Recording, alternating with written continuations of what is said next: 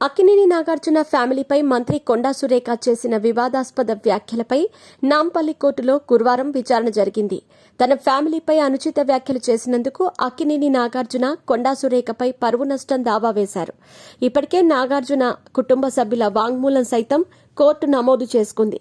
మంత్రి కొండా సురేఖ తరపు న్యాయవాది గురుప్రీత్ సింగ్ కౌంటర్ దాఖలు చేశారు. ఈ సందర్భంగా అక్కినేని నాగార్జున తరపు న్యాయవాది అశోక్ రెడ్డి వాదనలు వినిపించారు. మంత్రి కొండా సురేఖ వ్యాఖ్యల వల్ల అక్కినేని నాగార్జున కుటుంబం మానసికంగా కుంగిపోయిందని వాదించారు. ఈ పరువు నష్టంతో పాటు క్రిమినల్ కేసులు కూడా నమోదు చేయాలని ఆ పిటిషన్లో అక్కినేని నాగార్జున కోర్టును కోరారు.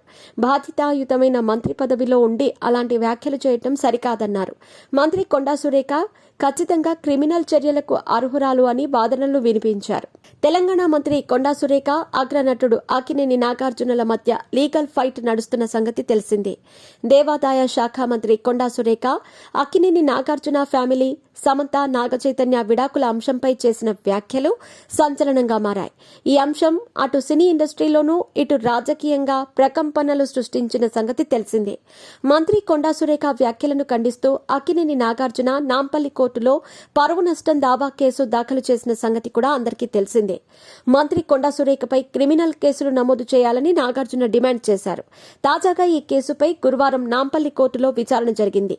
మంత్రి కొండా సురేఖ వ్యాఖ్యల వల్ల అక్కినేని నాగార్జున కుటుంబం మానసికంగా కుంగిపోయిందని ఆయన తరపు న్యాయవాది అశోక్ రెడ్డి వాదనలు వినిపించారు. తెలంగాణ అటవీ దేవాదాయ శాఖ మంత్రి కొండా సురేఖపై సినీ నటుడు అక్కినేని నాగార్జున నాంపల్లి కోర్టులో పరువు నష్టం దావా దాఖలు చేసిన సంగతి తెలిసిందే. ఈ పిటిషన్పై నాంపల్లి కోర్టులో విచారణ జరుగుతోంది. అయితే తాజాగా గురువారం కూడా నాంపల్లి కోర్టులో విచారణ జరిగింది. ఈ సందర్భంగా అక్కినేని నాగార్జున తరపు న్యాయవాది వాదనలు వినిపించారు. మంత్రి కొండా సురేఖ చేసిన ఆరోపణలతో అగ్రనటుడు అక్కినేని నాగార్జున కుటుంబం మానసికంగా కుంగిపోయిందని ఆయన తరపు న్యాయవాది అశోక్ రెడ్డి వాదనలు వినిపించారు. నాగార్జున పరువు నష్టం దావా వేయడంతో కొండా సురేఖ తరపు న్యాయవాది గురుప్రీత్ సింగ్ కౌంటర్ దాఖలు చేయడంతో నాగార్జున తరపు అశోక్ రెడ్డి వాదనలు వినిపించారు. అక్కినేని నాగార్జునపై మంత్రి కొండా సురేఖ అభ్యంతరకర వ్యాఖ్యలు చేశారని కోర్టుకు తెలియజేశారు. ఆ తర్వాత సోషల్ మీడియా వేదికగా ఎక్స్లో మంత్రి కొండా సురేఖ పెట్టిన పోస్టును న్యాయవాది చదివి కోర్టుకు వినిపించారు.